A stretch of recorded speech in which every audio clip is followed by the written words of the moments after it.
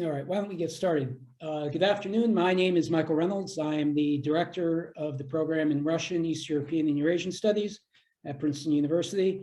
Let me note that I'm on sabbatical right now, and I'd like to thank my colleague who is the acting director and doing most of the work for this year. She also did last year for the program due to the COVID pandemic. That's my colleague, Katya Pravilova.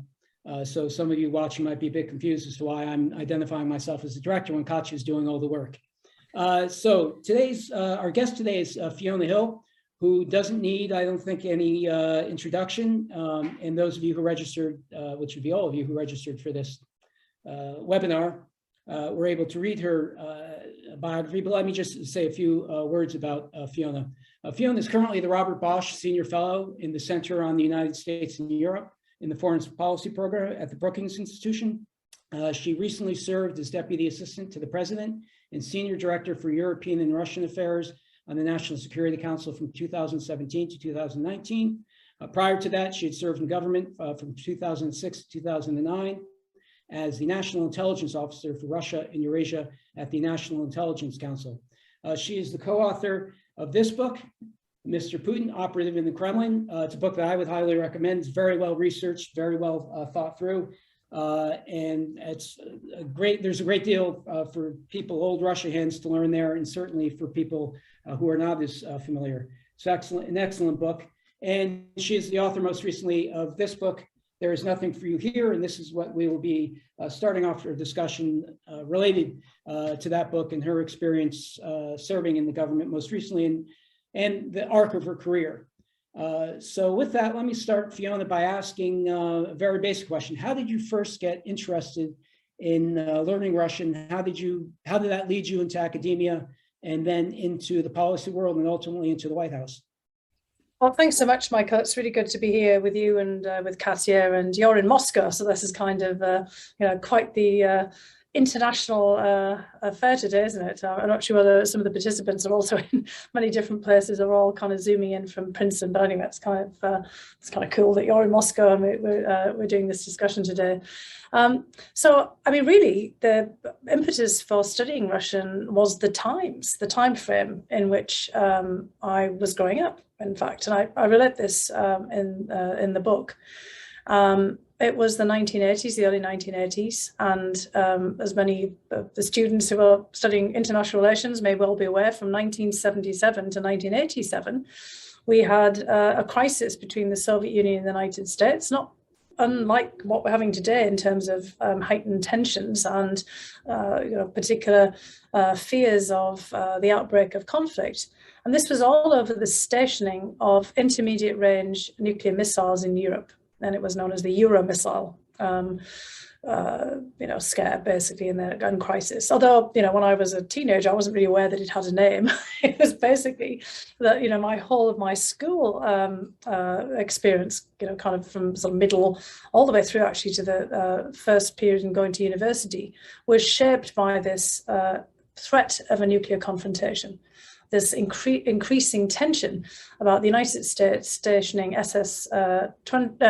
Pershing missiles in the United Kingdom, where I was living at the time, and in different parts of Western Europe, and the Soviet Union responding with SS-20 missiles in East Germany and elsewhere.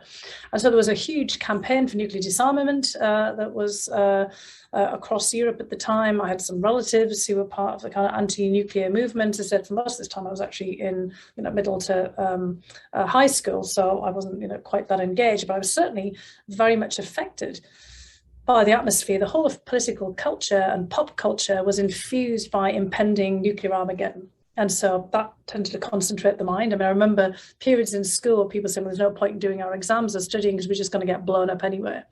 And so the proximate event for triggering off my decision to study Russian was in 1983, when in November of that year, as we now know from unclassified documents, there was an actual real war scare. And the Soviet Union believed that the United States might be on the verge of implementing a first nuclear strike against it.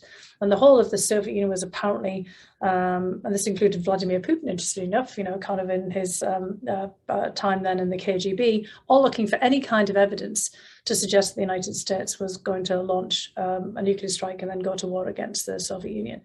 It turns out that kind of later, Reagan found out about this, and that the Soviet Union was literally, the Soviet leaders were genuinely concerned about this. And that's actually one of the issues that propelled him into the later arms control negotiations that led to the end of this standoff with the INF, the Intermediate Nuclear Forces Treaty, in 1987. But in 1983-84, the tension got so acute, the whole of the news was consumed with it. And I had an elderly relative who had fought in World War II and had been part of the British convoys in the Merchant Marine that took supplies to the Soviet Union at the end of the wars. They were trying to hold off the Germans on the Eastern Front, towards the end of the war. He basically said, I'd been studying languages in school, French and German. You're good at languages. You should study Russian and try to figure out why the bloody hell they're trying to blow us up. How did we go from wartime allies to now these enemies? And I thought, yeah, maybe that's it. It was the practical way of dealing with my fears of nuclear Armageddon, was to study Russian. I never expected I'd be doing what I was doing today. I decided, what I could do. I study Russian. Maybe I could become an interpreter. Maybe, kind of just by chance, maybe I might get a job at the British Foreign Office. I could become some kind of junior diplomat, helping work on this. I never expected to end up, where I am. So I had very, kind of modest, but pretty ambitious where I was growing up. I was growing up in a coal mine down in the north of England. That was really ambitious, to try to become an interpreter for sure. And I wasn't quite sure how I was going to go about this. So I decided I would apply to study Russian at university. And basically one thing led to another, because again, it was all about timing. So I get a chance to go to St Andrews University in Scotland to study Russian. I end up going there in 1984, and Gorbachev comes in 1985. All this Reagan-Gorbachev symmetry happens, and I get a scholarship to go to Moscow in 1987, just as Gorbachev and Reagan signed the INF Treaty. And I'm there for the big Gorbachev-Reagan-Moscow summit. I meet a whole bunch of Americans by, basically getting recruited as a stringer for NBC News. They tell me about scholarships to Harvard and other American universities. I apply. I end up coming. It's 1989. The Cold War comes to an end. The Berlin Wall comes down. My degree in Soviet studies suddenly becomes obsolete, just as I've gotten it. But this is everything suddenly opening up. So everything is all about timing and being framed by the events of the moment. Could you say also a few words? You mentioned the relative. I think it was the cousin of your father. Right. To ask you that question, a very basic one, but an important one is how did things change suddenly from partnership in World War II then to this standoff of the Cold War? Could you say a few, because this is a big theme of your book, about the circumstances of how you were growing up and how that impacted your trajectory? What sorts of opportunities and obstacles did that create? Well, as I just mentioned, I was growing up in a coal mining region in the north of England, County Durham. This is actually the equivalent of the Donbass, which is, of course, today in Ukraine, and kind of the feature of so many of the other tensions. And there's another irony in this. I went to university in 1984 against the backdrop of the British miners' strike. And during that strike, the miners of the Donbass and many other miners, the Kuzbass and other big coal mining areas of the Soviet Union and many other places in the Eastern Bloc raised money out of solidarity for the miners. And it was sent to the various miners' associations. And in 1985, 86, I got some of that money to help me go on an intensive Russian language course in the summer, which I otherwise didn't have the funding for. So some of my Russian studies were funded by money from the miners' union of the miners of the Donbass. So there's a strange irony, because part of the whole pursuit of my studies, my parents had no money whatsoever. And I was very fortunate to be, studying at a time in the United Kingdom where if you were a kid from a very poor background and you'd got into a place in university, because only 5 or 6% of kids in the UK at that point went to university, and mostly from people from much more privileged backgrounds than me. It was very rare for someone with my background to be able to go. Your local education authority would pay for you for a means test. So they'd pay the whole fees, and then they'd give you a living stipend. But it only went so far. you know, and I had to, you know, a lot of obstacles to basically being able to do all the other things that I needed to do, like intensive, because I started Russian from scratch. So intensive Russian language course in the summer, you know, a lot of extra, you know, curricular things that I couldn't afford to pay for. So I had to get a mixture of jobs and then small grants, hardship grants. And I, you know, one point I also got some money from the Durham Miners Association because my father, you know, my grandfather and all my uncles and great grandfathers and, you know, everything had all been coal miners. And I was eligible as the child and grandchild, as well as there's kind of the connections that actually worked in that case, eligible for these small funds. And as I said, some of these came to the miners of Donbass, the local Rotary Club, things like this. But eventually when I went to Moscow in 1987, I went on a British Council fellowship, Russian language undergraduate study fellowship, very similar to some of the fellowships that are still available, you know, in the US today that have come under the Department of State or from other funding. You know, obviously Princeton, you know, has a slew for undergraduates and things as well. And so, you know, kind of given the initial obstacles, my whole education really had to be pushed forward on the basis of grants and fellowships. And I got a grant to a fellowship to go to Harvard as well. So, you know, part of the course and the trajectory of my career has been very much shaped by what was available and what it was possible to do. And I have to say that an awful lot of the things I did were because of timing. And I write about this in the book. A lot of the things I was able to do were no longer available to people a couple of years after me, and absolutely not available to so many people now today. You know, I was fortunate that I, you know, started studying at Harvard in the flourishing of area studies. You know, what's now the Davis Center for Russian Studies, was the Russian Research Center.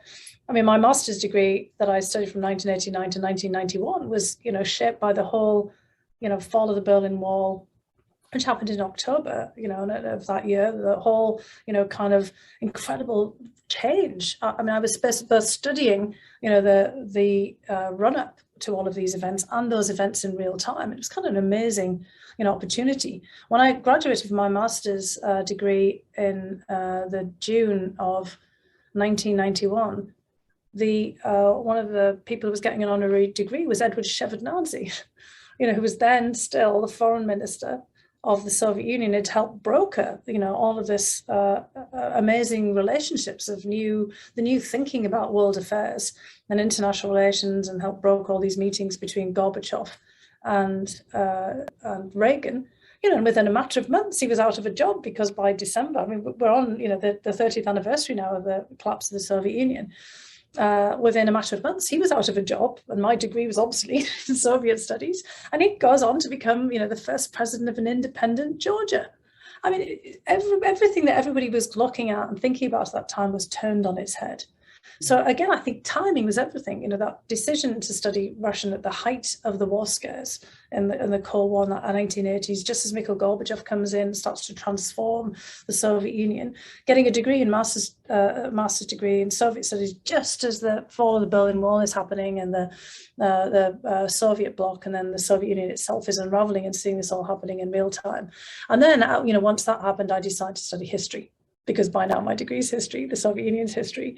And it seems like, you know, the past, of course, as everyone says, is a curious place, and interpretations of the past also, and reinterpretations of the past already, you know, kind of happen as well. But it seems a safer bet than continuing, you know, on political science or on some course, because so many of my classmates and colleagues ended up having to rethink, you know, their dissertation topics and the whole trajectory of their careers over and over and over and over again in that period from 1991 onwards. Right, let me ask you, that was one of the things that was on my mind, and one of the questions I wanted to ask you, which you just led to, which is basically just as you were describing there, you were kind of the tail end of a generation of what were used to be called Sovietologists. And you had studied Russian as an undergraduate. You then continued with that in your graduate career, got a doctorate, and then you were able to stay in the field. And ultimately, your investment, let me also point out, the investment that was made in you early on, all paid off. So in one sense, you're sort of an example and say that how the system works to some extent. Yeah. You can talk about, and you talk a lot in your book, how to make it work better. But you're a success story from that perspective.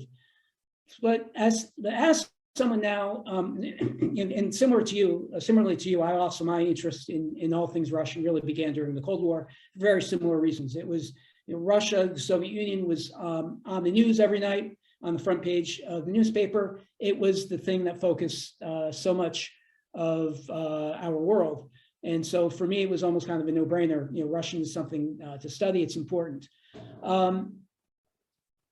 But I remember my interests shifted in part because things I got interested in, thanks to Russia, looking more to the south, to the Caucasus, and then to Turkey. But part of that also, my decision to make that switch was because I sensed that the interest in Russia was going in steep decline in the beginning of the 1990s, which was okay with me in the sense that I hadn't made a deep investment yet in Russia, and then I was able to combine it with other things.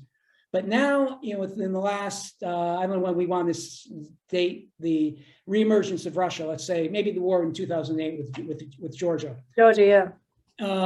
Suddenly Russia became again a major foreign policy concern of the United States. And really, to my amazement, and I'll also say, even I think to some degree, my embarrassment as an American citizen, even became a focus of American domestic politics. Yeah. In a real, what became a total circus. And in some ways continues to be that. But so Mike, this is a long way of coming around to the question I want to ask is that some people have suggested that we had basically missed a generation of Russia experts. That is basically the time that you were finishing up your doctorate until, let's say, again, 2008 or something. There was a very few people. There were very few jobs for people doing Russian stuff in both the academic worlds and the policy worlds. I should mention too, this is also the 1990s in universities. The whole idea of area studies came under severe criticism. And some of that criticism was justified, some of it wasn't, but there was definitely not only a shifting of funds and resources from area studies to the disciplines and into other areas of academia. There was also, I remember this is what we were told in graduate school, do not identify yourself as an area studies person, because even if you are one, because that's something very passé and it will only hurt you, it will not help you. So there was both, Washington lost its interest in Russia, and then the academic world also then moved away from the idea of area studies. And then the argument has been, as I just said, that this led to a steep decline in the number of people trained in things Russian, and that this has become a problem for American foreign policy. Not everyone agrees with that, but there are enough people I've heard that they have made that argument. And I'm curious what your thoughts are on that. Do you think the United States, our foreign policy establishment, lacks for people with knowledge of Russia and its neighbors, et cetera? Is this something that you think needs to be turned around, or are the resources of the U.S. government sufficient that, in fact, we're able to train plenty of people? I guess, what was your sense of the expertise of American expertise on Russia? No, look, I think you're absolutely right here. But by the way, I just want to point everybody to something in the chat here where the person has corrected my rather elliptical and very quick review of, the kind of SS-20 Euro missile, and they're absolutely right. I mean, I was kind of speaking very quickly and conflating a bunch of things together, and clearly this is somebody who is showing their expertise. I don't know who they are and how young they are, but very commendably pointing out that their command of the details of that late Cold War period, where there were multiple different nuclear missile systems being deployed during the whole Euro missile and SS-20 Pershing missile crisis in different places. And they're absolutely right that it was different kinds of missiles in the UK, but there were nuclear missiles that were more tactical, that were being were read at British bases and things. But anyway, let's just say for a younger person, this all melded together. I kind of wouldn't have known one missile from the next at the time, and you can tell I'm still kind of missile-y challenged. But the whole atmosphere of the Cold War was pretty intense. And, lots of specifics there that required a lot of people being trained. And, kind of, I think at that period, we really did have an awful lot of people with the kind of skill and the deep insight as this person has, because I can't see, my eyesight is terrible, so I can't actually see who's written it in here, but commending them for the detail here. Because part of our, kind of problem is that we haven't been able to kind of keep that up in the intervening period. And look, people like me as well did get diverted into other topics in the same period, Michael, because you and I met when we were both looking at the Caucasus. Because in that whole period of the 1990s, I started working at the Kennedy School of Government at the same time that I was trying to do my PhD. My PhD was still on Russia. It was on Russia's obsession with being a great power and the whole debates in the 1990s about the past, the kind of revisiting of history. And a lot of that work actually went into that Putin book, because it was kind of like the debates that actually shaped Putin, even though I didn't know it at the time, because I finished it before he comes along. I finished it in the early part of 1998. But, that whole period, although I was writing this for my dissertation, in terms of the work that I was doing at the Kennedy School with Graham Allison and various projects, there was more and more interest in the Caucasus. And I ended up doing an awful lot of work, alongside with you on the conflicts in the Caucasus. There was more interest emerging in Central Asia. There was more funding came there. And a lot of people who'd been studying Russia, moved to the Caucasus. And like you said, then moved further afield. At different points, people, particularly those who joined the government, were encouraged to go and study something entirely different. If they'd shown some expertise in Russian, when you get into the 2000s, in particular, when I became the National Intelligence Officer for Russia and Eurasia at the National Intelligence Council in the period of 2006 to 2009, you and I, did some, work together then when you were looking at Turkey and other things. A lot of the younger Russian analysts were being encouraged to go off and study Farsi, or a whole range of other languages, because we had the war on terror at this point, and they were looking for people with language skills to redeploy. Looking at the Iran and the rise of so some of the people who would have had this great knowledge that the person in the chat did about ballistic missiles and other nuclear weapon systems would have been moved on to look at Iran, for example, and encouraged to go off and learn Farsi, Persian. Others would have been, if they'd started looking at Central Asia, would have been moved into Afghanistan after we intervened in Afghanistan and Iraq and elsewhere. And I saw a whole load of the government analysts just being redeployed, refocused.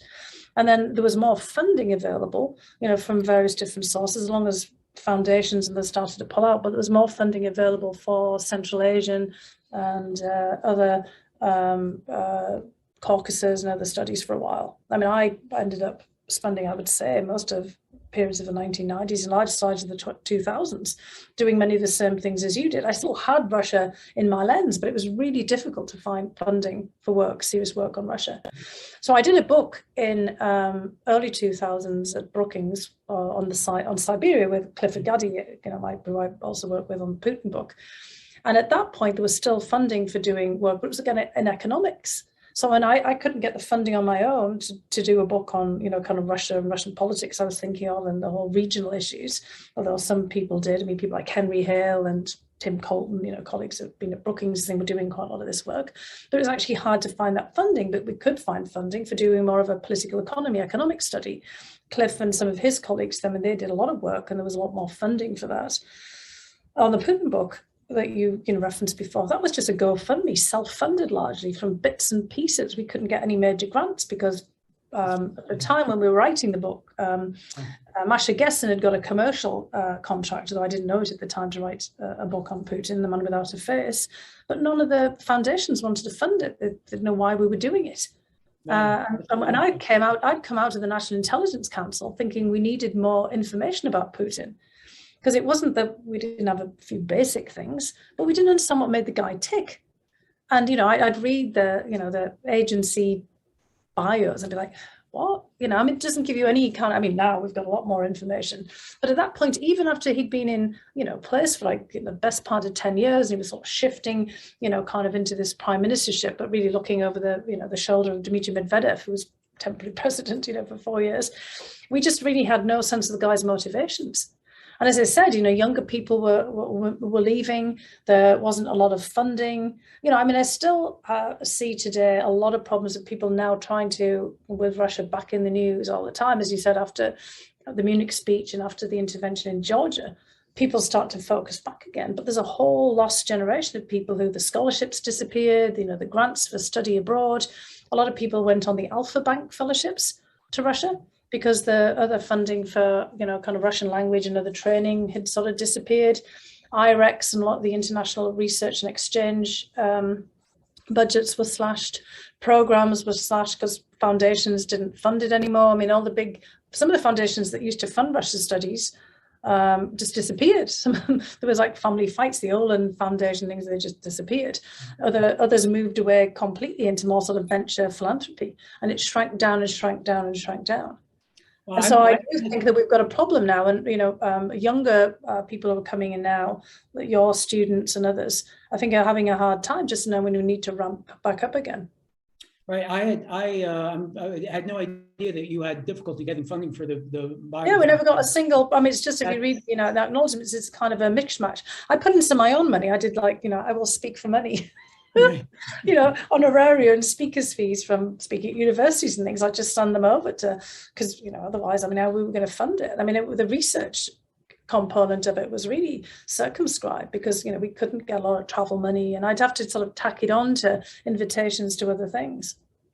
Well, no, I thought that was kind of a no-brainer that this would be, people that were You'd think. Interested. But I remember actually, this is interesting because it's sort of when we started doing it, it was just when he was, I guess, when he just become, well, it was when I returned from the National Intelligence Council, so I started to think about it. So that was the very end of 2009, 2010. So he'd been around for 10 years at this point, although he's prime minister. People really said, well, he's, a thing of the past now. The past. It's like, fast forward 11 years and he's still with us. Right. And he's a thing of the future as well. He could be around till 2036. Absolutely.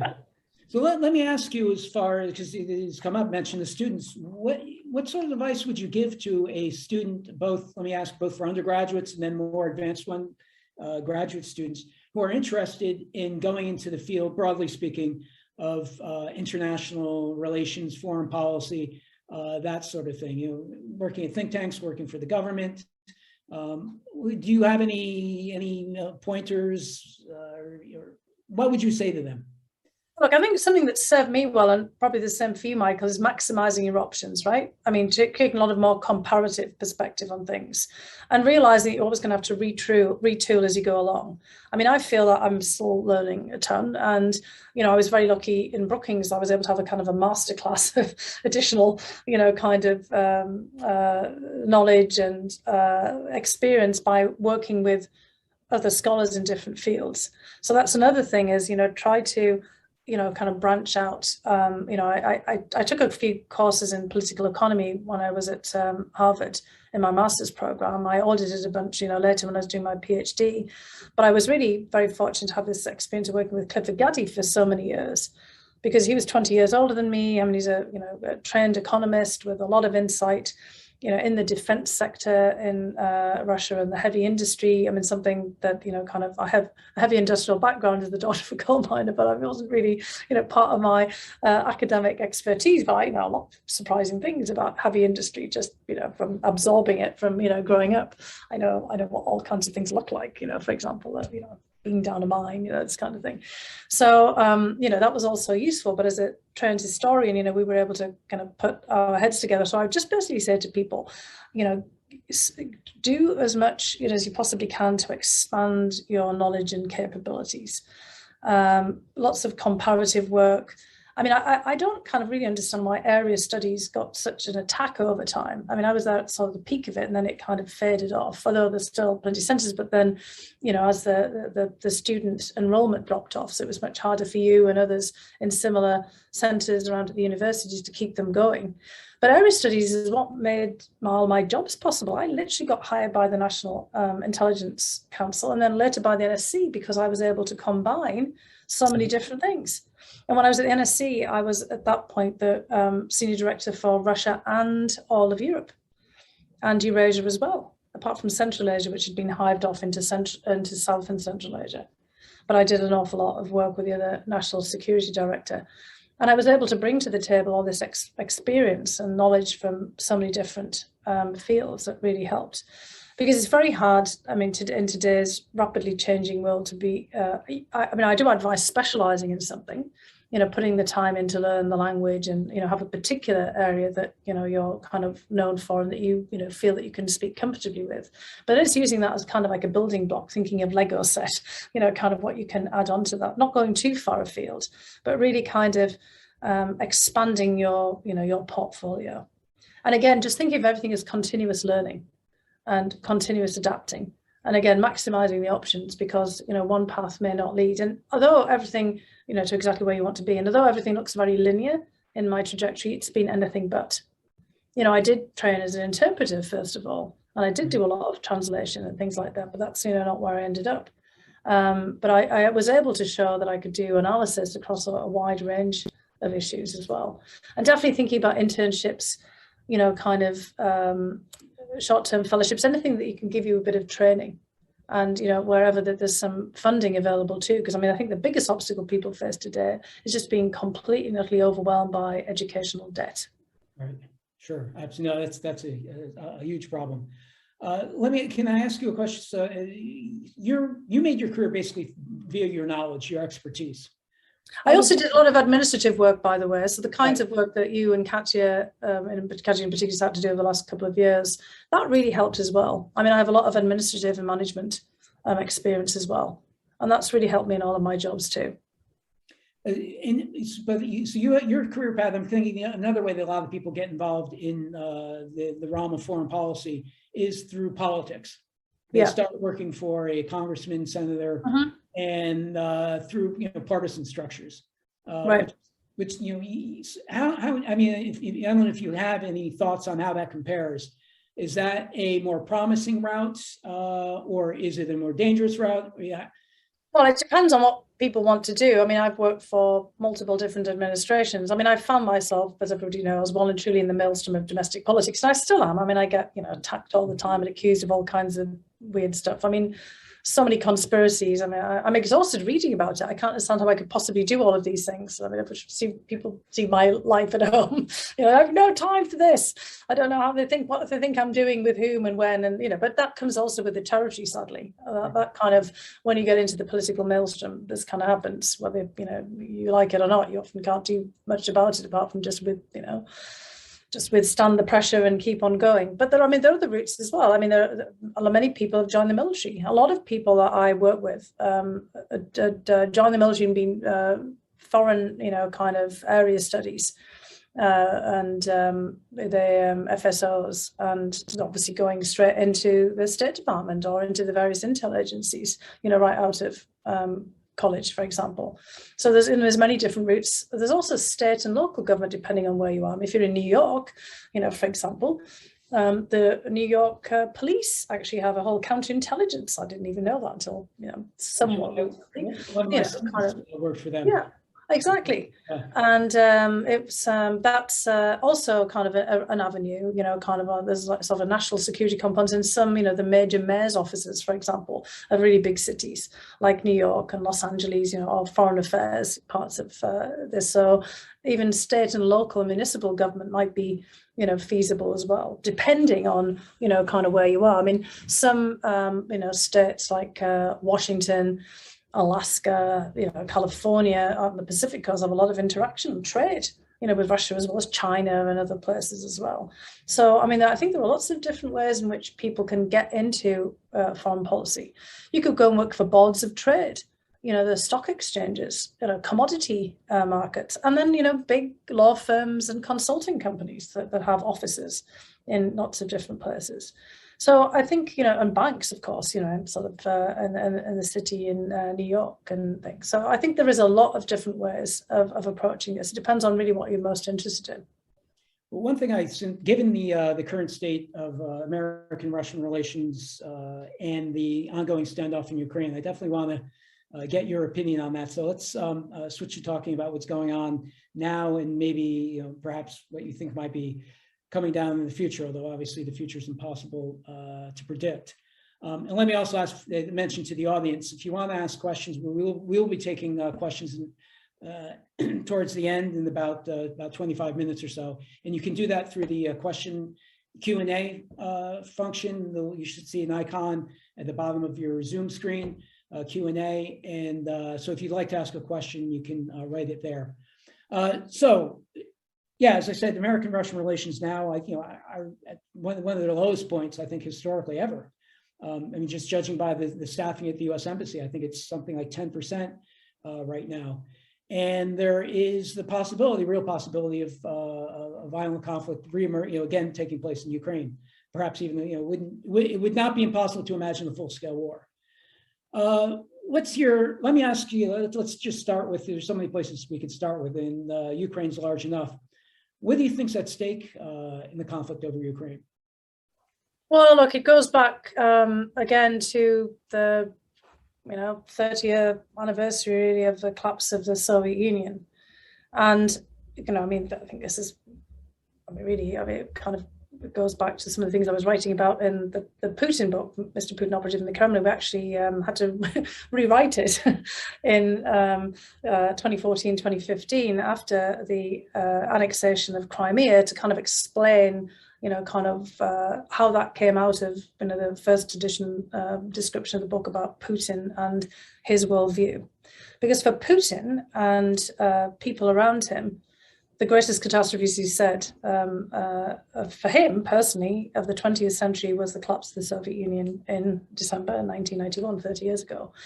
And in effect, he also talks about, because Putin's obsessed with Russian and Soviet history, the other collapse of the Russian state after the Bolshevik Revolution, the collapse of the Russian Empire in 1917 onwards. So this is, for him, in his mind, his country, his state has basically lost its position in Europe and being reconstituted twice in a period of less than 100 years. And for Putin himself, he's obviously done pretty well out of it, right? Who would have known, what his trajectory might have been had the Soviet Union not collapsed? He might have just been, kind of low-level KGB, kind of not quite getting the positions he ever wanted. He'd been in Dresden during Perestroika in East Germany, and was kind of out of the loop of a lot of things that were happening. He probably would never have been the president of modern Russia, if you think about this, which is really quite shocking to think about. But his whole outlook is framed by this sense of loss of Russia's position in Europe. Ukraine and all the other former Soviet republics 30 years ago basically gained independence. For them, it was all about gain. Now Ukraine's been independent and sovereign for 30 years, and Putin's still working out, how did Ukraine and everyone else get away? And so what this is all about is kind of reconstituting and regaining Russia's place in Europe, and Ukraine is intrinsical to that. And if we go back to the 1990s, Michael, when you and I were, kind of working on all of this, there was an awful lot of pressure was put on Ukraine. Talking about kind of the fallout from the collapse of the Soviet Union, Ukraine and Belarus and Kazakhstan were actually nuclear powers for a short period of time. Because when the Soviet Union came apart, there was nuclear weapons stationed in a place, because it was still part of the Soviet Union, inside of their borders, because those were the places that were kind of closest to the external borders. And we had a lot of pressure on Ukraine in the early 1990s for Ukraine to give up those weapons and repatriate them, as it were, to Moscow. And in 1994, in return for Ukraine being willing to give up this arsenal, as well as Kazakhstan and Belarus, because Ukraine could lay claim to them, and sort of some of their politicians were, they had a guarantee of Ukraine's sovereignty in the Budapest Memorandum.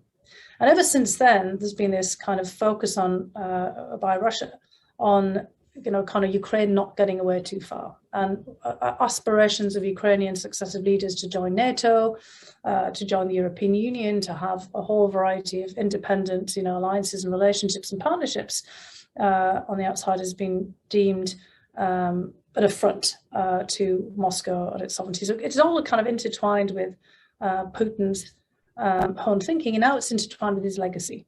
It's very clear that Putin wants this resolved now before when he runs for president again in 2024, or he makes his decision about how kind of the next period is going to be. Right. So there you can clearly see the importance of Ukraine to Putin, but also not just to Putin, to Russia more generally. Or a group of Russians around him. I wouldn't say that kind of there was a lot of popular support in 2014 for the annexation of Crimea, but it's not clear that, let's just say, the majority of the Russian public are pretty keen on what could be a mass invasion of Ukraine. And certainly for Ukrainians, this would be massively unpopular, the idea that Ukrainians are just dying to be taken over by Russia, particularly through some massive violent assault. It's obviously not the case. Because I think, looking at it, I'm thinking, what is at stake for the United States? And I think this is part of the problem. I'm guessing, I don't know, obviously, I can't get into the minds of people inside the Kremlin, but there must be something of a mystery to them, because it's a mystery to me. When I think, remembering the Cold War, and I would describe myself as a pretty hawkish Cold Warrior, during that time. And I see a huge difference between the Soviet Union today, the Soviet Union then and Russia today. And when I think about the importance of Ukraine to the United States, I think, okay, for 70 years, Ukraine was part of the Soviet Union. The Soviet Union was a state dedicated to world revolution, one of the worst regimes that history has seen, et cetera, et cetera. Yet during that time, the United States not only survived, we actually prospered. And arguably, I would say in the last 30 years, say the relative standard of living in the United States has declined according to the rest of the world. I don't think that there's any great security threat to the United States that compares to anything like in the Cold War, whether it be posed by Russia or terrorist groups or China.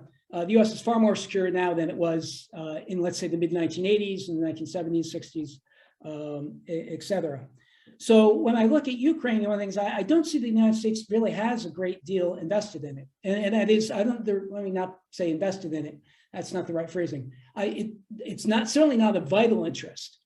And I'm not even sure it's a secondary or tertiary interest, which raises the question, why has the United States been so keen on pushing things like membership, Ukraine's membership in NATO? That was one of the things I understand. You undoubtedly know far more about this than I do. But my understanding, when Bush was,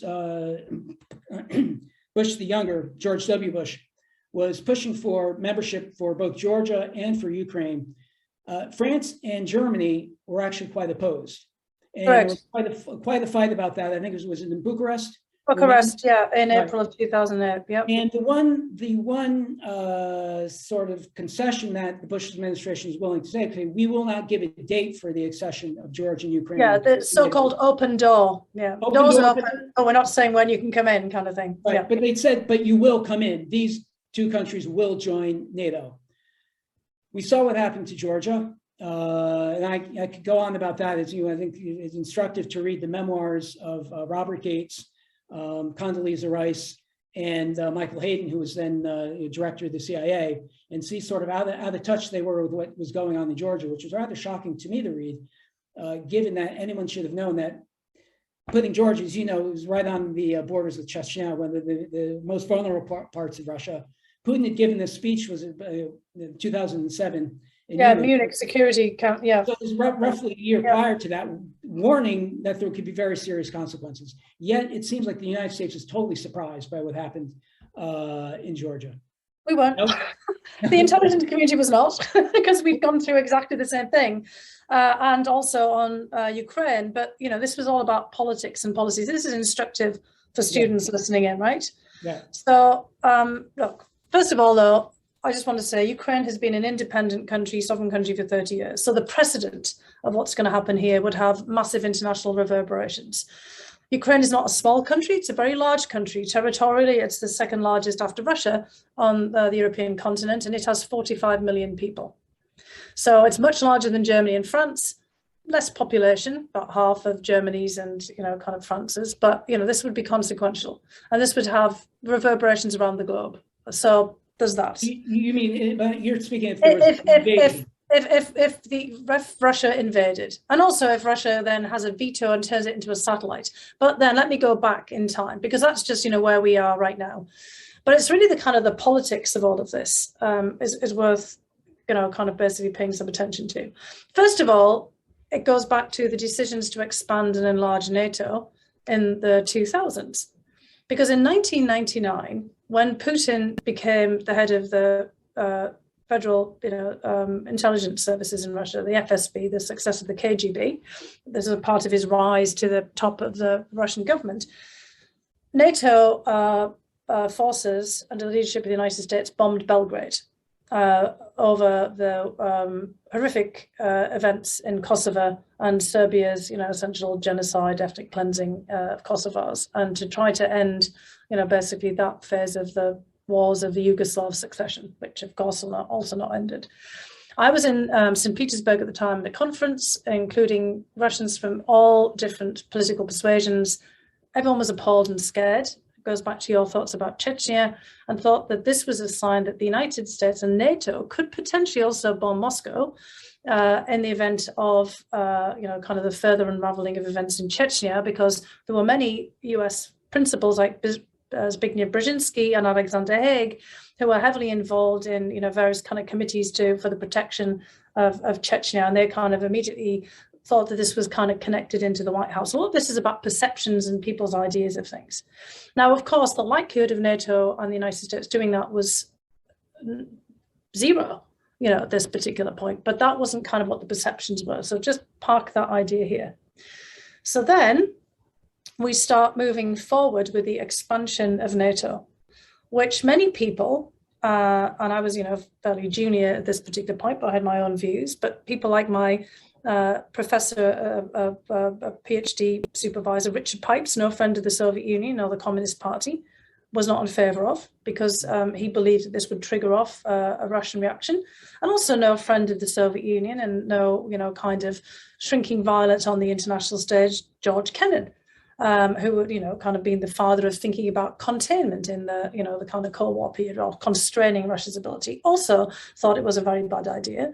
But of course, it was driven by the desires of Poland, Hungary, Czech and the Slovak Republic, the Baltic states, kind of all in their own fears of, kind of what might happen in the future with Russia, and they wanted to make sure that they were protected.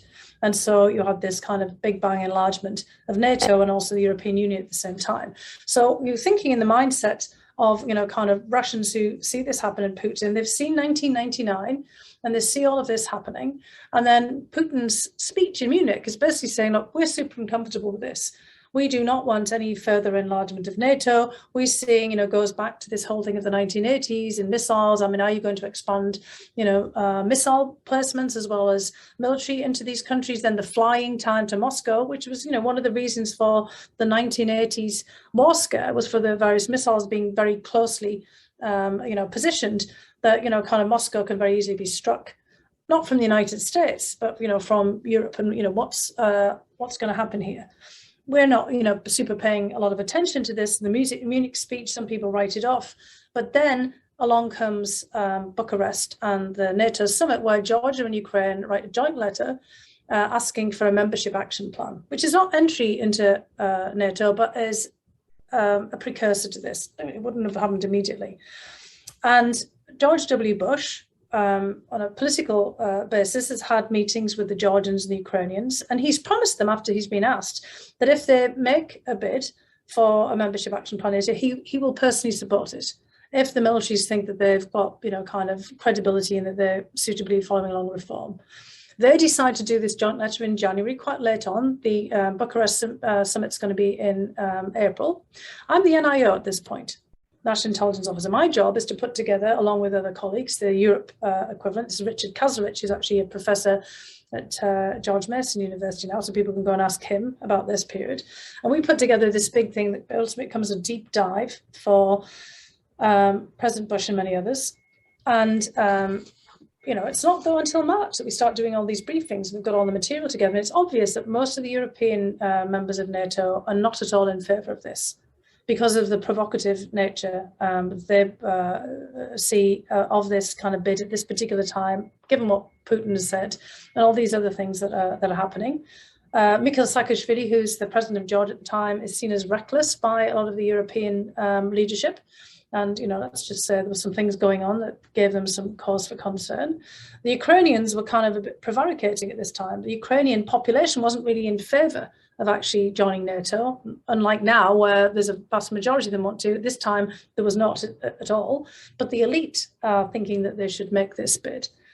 And so going into this summit in Bucharest, it was very apparent to us at the intel community that there was not sufficient support, because this is a consensus-based organization. You can't just, kind of apply and get in. And basically what happens at Bucharest is a compromise. It's brokered by the Brits and a few others that ends up in being what we'd all call the worst of all worlds. The open door policy, you will come in at some point, but not now, and we're not saying when. And the Russians, of course, react accordingly. And we'd also already run the traps in the intel community. So what could be the consequences of this? Exactly what happened. And also for Ukraine as well. But Ukrainians pull back after this and after seeing what happens with Georgia, and it was a definite cause and effect, because the Ukrainian population isn't as keen on joining NATO as the Georgian population was. At this point, you've got to remember that the Georgians were in the coalitions in both Iraq and Afghanistan. and per capita had suffered the greatest casualties and also given the greatest commitment to this point. And they had really harnessed their entire policy to that of the United States. So that's just kind of the background. As I said, it's the politics versus the kind of analysis and assessment of what was going to happen. And that has kind of, I think, had the reverberations onwards until today. Well, so yeah, if I could follow up on that. So, you know, as you mentioned, Richard Pipes, who was certainly a hardliner during the Cold War, someone who's often described even as a Russophobe for his scholarly writings. He, as well as you mentioned, George Kennan, largely. Oh, and many other people as well. Right. I mean, no, so my point, you know, George Kennan, someone who is regarded certainly as probably America's greatest expert on Russia, and arguably maybe America's greatest diplomat of the 20th century. I don't think that would be an exaggeration.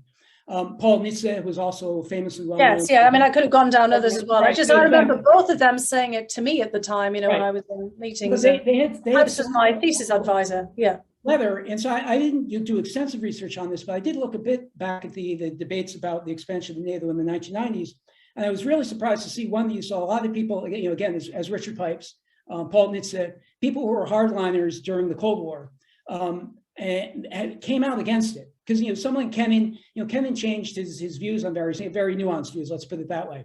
And it wasn't him, it was almost seen across the board. And Strobe Talbot, if I recall correctly, even says he was tasked by Clinton with having to push for this.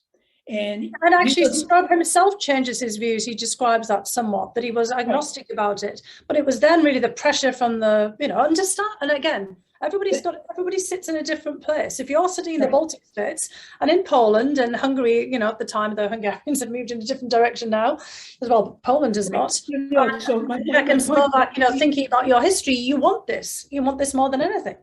Right. So even Strobe Talbot commented that, you know, the mood even said in Washington was largely against this, at least among the expert community.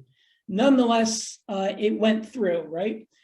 Robert Gates is someone who had a PhD in Soviet studies. You know, and Condoleezza Rice the same, yeah. Oversaw or played a large role in the support of the Mujahideen in Afghanistan against the Soviets. He served under Reagan, then under Bush. So in other words, someone whose credentials is sort of a hardliner and an expert on Russia are sort of you can't really contest them, at least not easily, right? Even he, though, in his memoirs, said that Georgia and Ukraine were going too far, and he also said that what Putin did with Ukraine was not a surprise at all. So no, my point, I guess, the two things. But again, it's the politics, because it's George W. Bush himself says he made a personal undertaking. I mean, I did the deep dive for him. I heard this with my own ears. And when we were kind of, myself and the other, Richard Kazarich and others who were presenting all of this material and saying why we assessed that this was not going to happen, that this was not, you know, this is the assessment around it, Dick Cheney looked at me and said, "So are you telling me that you're opposed to freedom and democracy?" And I said, "Of course." "No, sir, we're giving you the analytical assessment of what the response will be from our NATO allies. And our assessment that, you know, what will follow from this, if they do get a map, will be, you know, high likelihood that that Russia will take preemptive military action." So we had people. So this is kind of what people have to understand. You can provide an analytical assessment, right? But then ultimately there's the politics. And by this point, George W. Bush had given a personal undertaking himself. And so, you know, he resolved to carry the water for them and make the case at Bucharest. And as we had assessed, other NATO allies were not in favour, and there tried to be a compromise that was brokered. And that compromise became really the seed of the problem that we're dealing with now, because Putin has tried to shut the door on both Georgia and Ukraine's prospects for entry to NATO. Now, the other thing is that door is also open for Sweden and Finland, who don't want that door shut, because their whole defensive posture has been based on that ambiguity. And they also have tense relationships, particularly Finland, with Russia, or have had, you know, in the historic, as we all, you know in the past as well. And there are other countries that are partners. And there are other countries, you know, that are on the docket in the Western Balkans who would also like, you know, to be able to have entry as well as to the European Union. Right. So the reference, so Putin attack, declaring, not declaring war, going to war against Georgia and taking Yeah. Crimea, now against go to war against Ukraine. This maybe is not so much Putin. Maybe better say this is Russia, given that, my point that I want to make is that. Well, I don't think the difference between elites, though, Michael. But go ahead. Yeah, go ahead. Yeah, so I just wanted to make so you had people before Putin was even a figure in Russia saying that the expansion of NATO is going to create a bad absolutely. Precisely what we've seen. So it's independent of Putin, the figure. Absolutely. So we always pointing to Putin as the problem. We're only deceiving ourselves. I agree. It's where expertise has been proven correct. Experts absolutely. Pushback. I was again surprised, and I commend anyone to go read Robert Gates's take on all of this, because, as I said before, Robert Gates is someone who is very closely involved in carrying out these policies, someone who knows Russia, and someone who can't really be described, I don't think, as a friend of Russia or as carrying water for Russia, said that this was a huge mistake. Now, I think so my question was going to be, but I think you answered it, because you said that it was the desire of the Baltics, of the Georgians, Ukrainians to join NATO, that sorts of push the United States into giving them membership, which that doesn't make a whole lot of sense to me. It makes a lot more sense what you said before, this being the decision of Bush, maybe than particular Dick Cheney, and this idea we need to spread American influence around the world, and NATO is a vehicle for that. And ultimately, I suspect that's really what was driving this, not the desires of people in the Baltics or in Georgia who had some sort of leverage over the United States. And I would say I do think, though, that the Baltic and Polish, constituencies in the United States and Hungarian to a lesser extent really did have a big influence. Look, I mean, if we go back, I mean, you and I were, still in grad school in this kind of period or doing various things. So, I mean, I wasn't in the mix on, but as you said, you can go back and read it. Because I was at the Kennedy School in Harvard, so I got some knowledge of what was going on. I did talk to Professor Pikes, who's a Pole, and there was definitely a big push from those communities, and they were influential because the United States had the Baltic and other Polish communities were very integrated into political circles. The Baltic states had never been recognized as part of the Soviet Union, so they were already after World War II. So there's a lot of complexity, and you're absolutely right. I mean, we are deluding ourselves that it's just about Putin, but right now, when Putin himself, there's a lot of emotional attachment to this issue for him, which I was trying to describe. But in the 1990s, Putin wasn't anywhere in the picture until 1999, and you're absolutely right. At the elite level, there is this consensus. And I think that, obviously the popular level, it's a different matter. But I would say that whoever replaces Putin, even if it was someone like Alexei Navalny, wouldn't be very in favor of this, honestly. No, just like the contrary, might be more. And I'm just saying absolutely right. So I totally agree with you. So, I think for students listening to this, it's incredibly complex. And, Afghanistan did play a role because after a while, Georgia, the freedom agenda, the fact that, the war in Afghanistan had not gone well, that we were then started to get into the realm of nation building, that wasn't going very well either. Georgia became this kind of beacon of a sort of success story, and there was a desire to, support it. Ukraine was always more complex because there was the constant breakdown of relations within the government, constant changes of government, one oligarch faction, fighting with another, various, Ukrainian leaders fighting with each other, and even going so far as to imprison each other when Yulia Tymoshenko ends up in jail.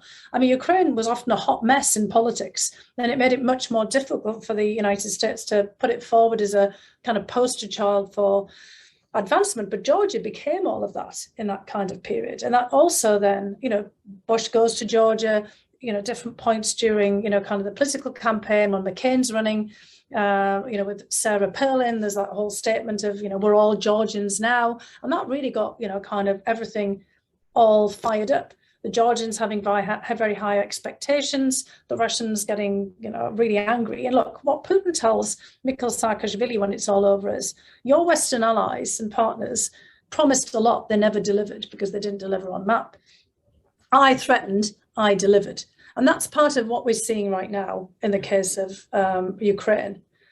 Putin and, the Russian elite, as you said, the military, all the other kind of people have been in this mix for a long time because, again, their outlook is shaped by the last 30 years.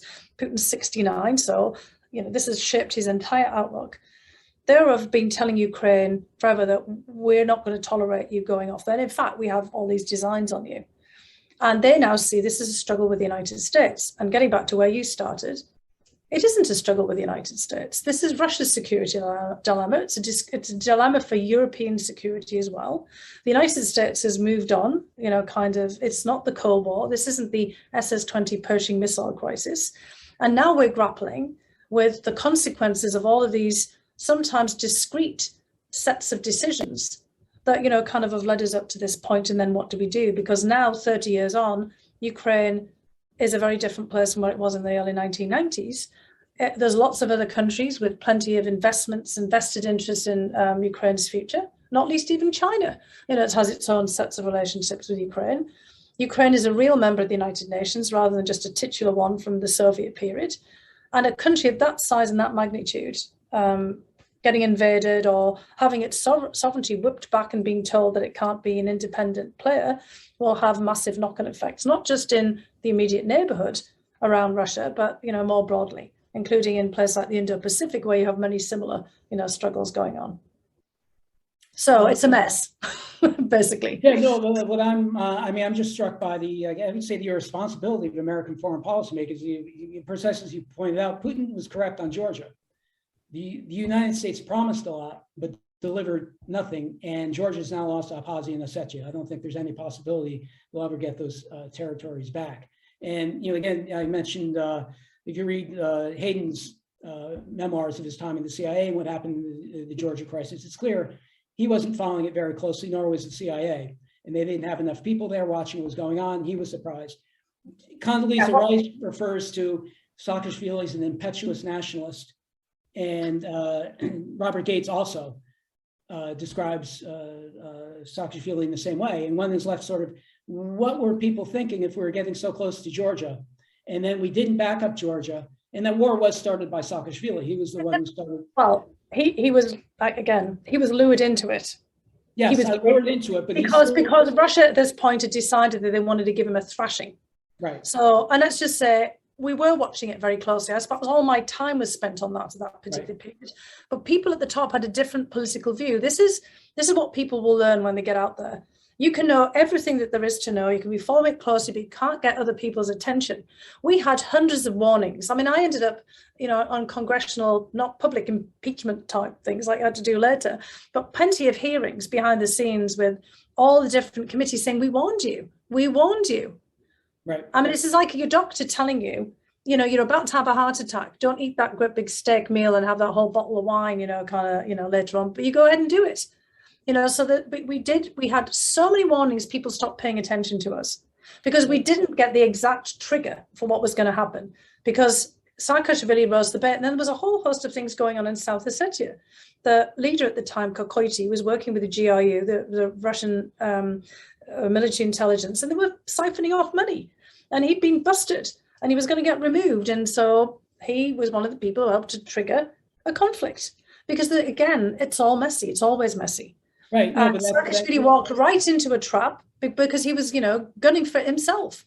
He'd been, kind of thinking about, players in Abkhazia, and he'd been worn back. And the thing that the mistake was made at the top was it assuming we had more leverage than we had. Right. When Saakashvili decides to go forward with the, kind of rising to the bait, and he kind of thinks then that everybody's going to come to his defense, Bush is on his way to the Beijing Olympics. And he's in, kind of in a different time zone. He doesn't know he doesn't get, to know what's going on until it's far too late. And Bush thinks that when he last left this scene, Condoleezza Rice, Matt Bryser, all these other people who were kind of in the mix there, he was the deputy assistant, secretary of state, who all had these ties to Saakashvili, were, basically trying to warn him to be restrained and not fall into a trap. And Saakashvili dodged their phone calls. Right. No, so I think that it calls. So, it's basically, you can't make it. Yeah. It's one of these things where we never have, the people at the top never have the full picture. Right. And the people lower down, do have the picture, can't play, kind of the roles because there's constraints in the system. So, I mean, it's the frustration that everyone, I'm sure that some of the students who are listening now will have this experience, themselves, as they move on. And I haven't written all of that up in my memoir of this, but I could. I mean, I've given some presentations about it, because all this stuff, is also in the classified realm about, how things, so I'm giving you the unclass, public version of this. Right, no, but I think your point, I think, is a very clear one and an important one, which is that the White House, the decision makers were being given warnings. They chose to ignore them. And that's where I'd say the irresponsibility comes. If they were doing something that was quite dangerous, and I would even say reckless, and they, they, rather than the United States, suffered the defeat.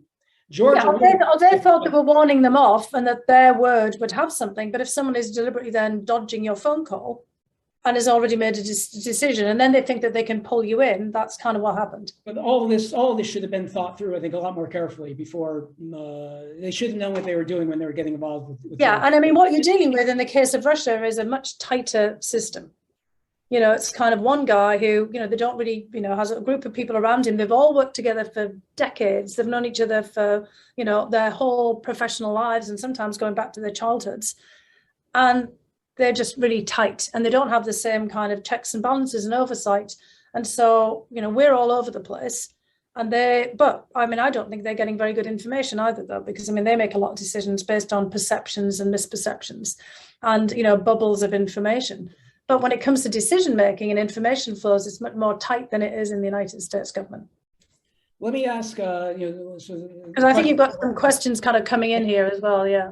So, but I think this is great, actually, this back and forth, because it just really, I mean, I really appreciate, hearing your perspective, Michael, as well. And I appreciated that other, kind of detailed chat. I mean, I'm sorry, I can't see very well without my glasses on, but I mean, I think this is kind of really instructive for people to understand, kind of the different perspectives here. And I didn't have, kind of complete information about the politics of it. And, what, as I describe in my book, later about when I was in the White House, half the time I had no idea what other people were doing.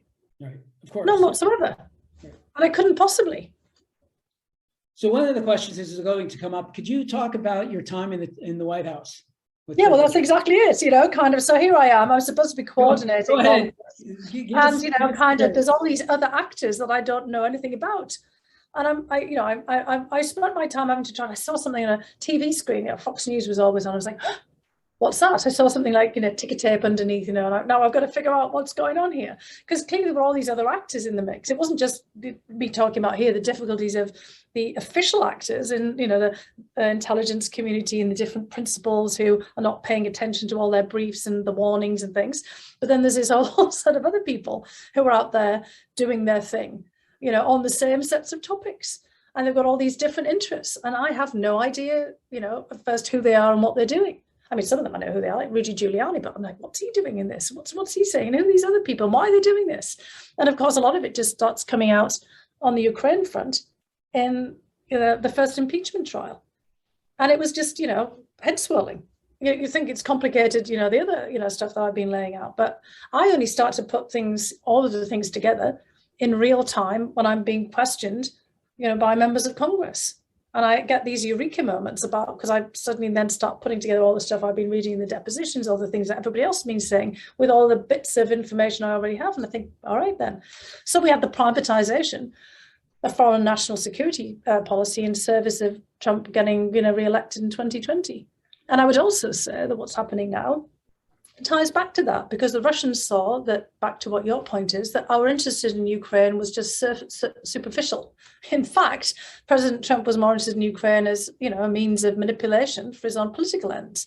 So then suddenly when the Biden administration comes in and reaffirms all the US positions on independence and sovereignty of Ukraine and support for Ukraine and, releases the military aid that had been held up, they think that, they're about to make a major move, and maybe MAP's going to be back on the page, or if not MAP, some other variation of, they see NATO in Ukraine exercises, people trying to, basically reassure Ukraine that they're not just some little pawn in, kind of a US domestic game. So this is all fitted in there as well.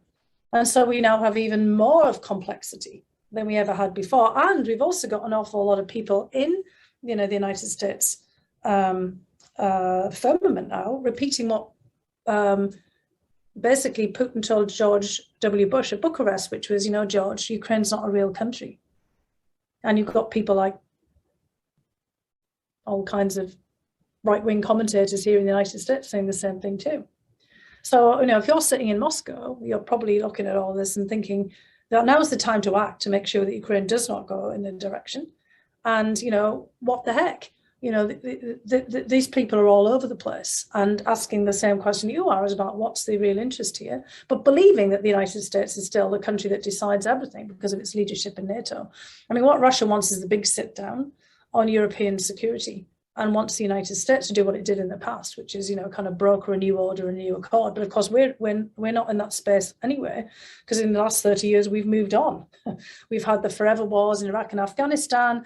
We're thinking about the Pacific. As you said, we've lost a lot of our expertise, the new generation of people. We're all over the place at the moment. Right, so, but maybe that means we have to change. I mean, to say we've moved on sort of implies that we're not in control. We can't make a decision to change our policies. Well, we can change our policies, but we can't make a decision on behalf, and we shouldn't be, on behalf of Ukraine or on European security. It's not ours to make a decision on. So there's your dilemma. And when I was in April of 2019, when I was on the NSC, the Russians had moved into Venezuela with some, not a very big contingent, but of security specialists. And I had to go to Moscow to shut down the idea that we would swap Venezuela for Ukraine. Just like Venezuela is not ours, and you saw how limited our leverage was into affecting, the change with, the standoff between Maduro and Guaido. We got thwarted on every turn about trying to do something on that. The Russians, behind the scenes made a quick gambit. It was actually more publicly telegraphed about, hey, we pull out of Venezuela, we help you on that one, and you pull out of Ukraine. But we weren't in Ukraine. We're not, not same, kind of way. Well, we certainly have been in the Ukraine. I mean, this is one of the but not the fact that we're calling. Not in the same way. Right, yeah. I would agree with that. But Venezuela. But it's that perceptions from, this gets back to 30 years ago. For Putin and the others, nothing has changed. For the United States, all kinds of things have changed. I mean, although I don't know why that prevents us from taking certain decisions in the future. Our past decisions don't. We're not on the railroad tracks where we can't. Well, I mean, we are on all kinds of things. Look, I'm just basically saying here, there was a heck of a lot of continuity in US policy across the board. There was not a lot of difference behind the scenes on a lot of policy threads. What's been a big change is on China, where we now, kind of since 2010 and the rise of China, the global recession, the kind of and everything, and, China rising as a major security power. And, the anniversary of China getting in the WTO, which is 20 years now, I guess. I mean, there's an awful lot of, rethinking on China. And China's become the system challenge, not Russia. And there's a lot of inertia in some of the relationship with Russia. But there's also, Michael, that again, should we be stepping back from supporting the independence and sovereignty of other states? But I don't know that we're necessarily helping that sovereignty. That I guess would be my response. Well, that's kind of part of the dilemma, which is then how do you formulate? And again, there's not a uniformity of views in the United States. As we know, there's a lot of debate about this, including, kind of in the political sphere. There's no one thinking process. Whereas in Russia, around the elite, there's a pretty, strong consensus at the elite level about all of these issues. There's not in the United States. Right. So yeah, we shouldn't be writing checks that we can't cash. That's my fear. Again? We should not be writing checks that we cannot cash. Well, yeah, and I agree that we have to be extraordinarily careful about our rhetoric and our positions. And, as an intel analyst, that's all the things that I was warning about. We were always in the process of warning. The dilemma is the politics of this and trying to figure out, kind of what to do. Because for European security perspective, just like, when the invasion of Georgia happened, it rattled, and had reverberations around the Caucasus much more. In Europe, this would be an absolute disaster. And Finland and Sweden, and other countries have some pretty vested interests in, kind of the future of NATO. And again, I mean, there's no one vantage point of this. That's the art of diplomacy, right? About how you kind of figure out how to, we don't want to have a big conflict. We don't want to see the invasion of Ukraine, but how do we manage this? And, what are we prepared to discuss? Because of course, the kind of, now that we've made all these commitments in a NATO realm, there are others who are vested in this. Again, Sweden and Finland, not just, who are major partners and others, but so how do we manage this? The OSCE is always the logical frame, but, no one's really invested much authority in the OSCE for quite a long time.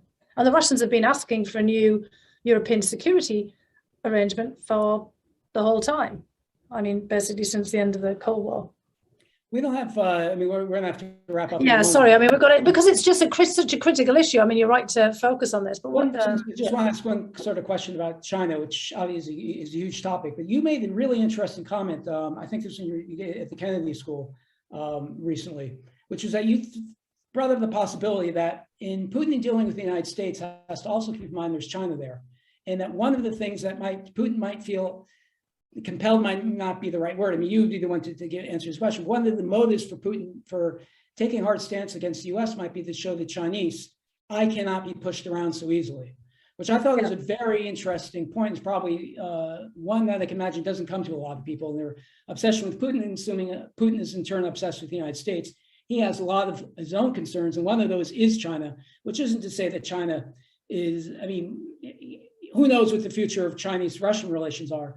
But I thought that was a really an important point that you made there, that Putin and any leader in Russia is going to have to think about China, and that is going to influence how they react to the United States. And one of the consequences of that might be that they will actually be even more confrontational with the United States. I think, would you want to say anything more about that? I mean, this is sort of a hypothesis of yours, or do you see evidence that in fact that is filters into Putin? No, I do see evidence of this. I mean, some of it, kind of I can't speak about, but I think it's across the board. It's what I was saying at the very beginning about the really importance of having that comparative perspective and not thinking that it's all about us, right? Because that's the whole thing about Ukraine. We can't just think about this about Russia, Ukraine, and the United States and what we've done and not done, because there are other players in this, just like with NATO. If I'd been thinking this through, from the perspective of where we are now, I wouldn't have expanded NATO. And I remember at the time thinking that I agreed with Pipes and Kennan, but, I'm not Polish and I'm not Hungarian and, I'm not, Lithuanian, Estonian, Latvian. And there were lots of things otherwise going on in there that, created competing issues that had to be accommodated, and the people felt that they had to accommodate. And again, there's the politics and, the influences on all the individuals who were there at the time that, I've talked to Strobe Talbot, was my boss here, for some time about this. And so, a lot going on there. And that's, for Russia, with China. Russia's got this very close partnership with China. They really want to have that close partnership because at the back of their minds, they're worried just like everybody else is about China. There's the territory in Russia and the Russian Far East, north of the Amur River, east of Lake Baikal. The whole Russian Far East was once under the suzerainty of China up until the 1860s. And it's loosely populated, sparsely populated by Russia. It's not well defended on the, the kind of the border. They had clashes there in the late 1960s and early 1970s. The Sino-Soviet relationship was in big trouble when we had the Kissinger going to China. Now they're kind of seem in lockstep, but there's tensions are still there. And if you look at 2012, 2013, the Chinese sent basically their nuclear-powered vessel, the Snowdragon, on this transpolar expedition. And some of the military vessels that kind of either been taking part in exercises with Russia, and they took the sort of scenic route home around, Japan, and the Snowdragon went off up to the Arctic, the polar region, and China said it's a near-Arctic power. But these military vessels, went through the disputed waters of the Kurils. That was meant to intimidate Japan, but it didn't please Russia at all. And then Russia starts all these exercises, and they start, looking like they're exercising against Japan. But they somehow signal to the Japanese behind the scenes. I hear this from all the Japanese defense people, that this isn't really about you.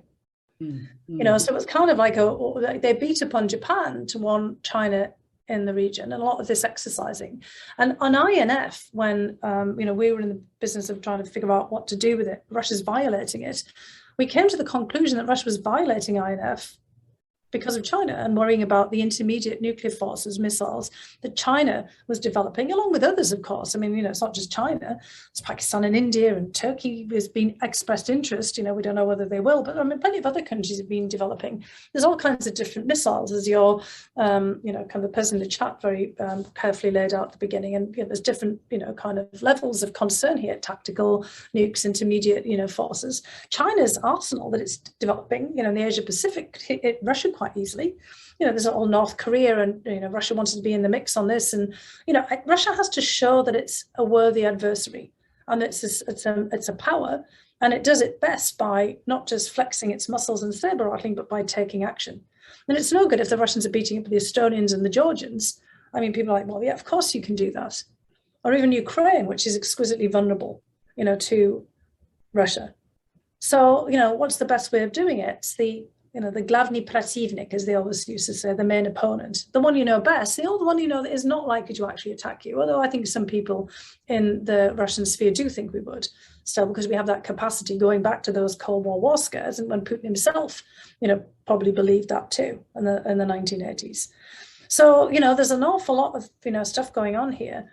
And, I think there's some evidence for that, but, not just my hypothesis, but I do think that, we always have to be careful. It's not always about us. And, interestingly, in Syria, there was a large element of the Russians actually with a mind to their relationship with Israel in their intervention, and about, their frenemy, kind of relationship with both Turkey and Iran that kind of play into this. So in a lot of these theaters, it's not about us really, it's about other things that are going on. But unfortunately in Ukraine, because of all of this baggage that we all have here, there's a lot of elements is about us as well, in terms of NATO and our role there, and our prior role in European security, and going back to World War II, and the Potsdam and Yalta Accords, etc., etc. So again, it's comparative perspective, and there's a lot of complexity. And I know I'm probably not giving everybody satisfying answers, because a lot of this stuff isn't black and white. No, and as an analyst, you're always kind of doomed to see the nuances and all the different elements here. Great. Wow, that's been phenomenal. I've learned so much from you in this conversation. Let me again, those mention the book again. It's an excellent read. We didn't talk, of course, much of this is about how to change not foreign relations, but how to change our domestic, and how would you describe it, ladders of opportunity for people, which we didn't talk too much about that today, but we covered, I think, a lot actually in the realm of foreign policy. Thank you so much, Fiona. This has been great. And thank you to the audience. And hopefully, if we can have you in some other panels and so forth, now that you're out of government, and although I guess you're quite busy now, you still are plenty busy, but hopefully you'll have some free time in the future. Yeah, look, I would love to, because look, my sympathies really lie with the students now, because there's just so much happening all at once. This is now, hopefully a whole generation of people will be inspired to do something here. But my other arguments, to be really comparative and competitive, you're gonna have to really learn a lot about a lot here. Because I've had to, I don't speak Mandarin, and kind of at different points I'd flirted with actually studying Japanese, because I was really interested in the whole Japan-Russia relationship, and there's only limits to how much you can, as how much people can invest in languages. But I have to think you have to really invest in deep study of many different things. You can't just look at Russia in of its own sum, kind of in the way that perhaps earlier times we looked at that. And so I if I can be helpful to students, kind of moving forward, I would love to come up and, kind of, share, kind of ideas and things. And as I said, hopefully, I do hope that people will step up and think about public service. And there are many different ways of doing this. No, we know that's more necessary than ever. Yeah, and that domestic foreign policy component is key. As I describe in the book, I went into the administration thinking Russia was the problem, came out thinking it was actually us. Because these things are twined. We spend a lot looking in Russia about the domestic sources of foreign policy. Remember all those books? I'm sure people have read them. And I'm like, right. Hello, that's us too. Yeah, absolutely. Needs a bit of self-reflection at times, right? Yes. Yeah, no, that's extremely important. Again, thank you so much. This has been great. And thanks, Michael. Thanks to Katya as well for all the hard work, and Carol who helped put this together, and to everyone else. All right then. Okay. Thank you so much. Thank you. All right. All the best. Bye-bye.